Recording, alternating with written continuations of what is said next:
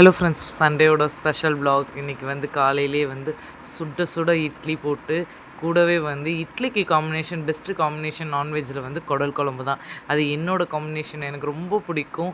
உங்களுக்கு எப்படின்னு சொல்லி கமெண்ட்டில் சொல்லுங்கள். கூடவே வந்து மட்டன் குழம்பு கொஞ்சமாக, சிக்கன் கிரேவி கொஞ்சமாக செஞ்சதுமே, கூடவே வந்து குடலோட வந்து ரத்த பொரியல் வச்சு சாப்பிட்றது தான் நல்லாயிருக்கும். அப்புறம் மதியமாக ஒரு சின்ன ஃபங்க்ஷன் போயிருந்தோம். இதான் பொண்ணு மாப்பிள்ளையும் பாருங்கள். அங்கே போயிட்டு அங்கேயும் நான்வெஜ் மீல்ஸ் தான். சில்லி சிக்கன் என்ன, மட்டன் வறுவல் என்ன, அடடடடா!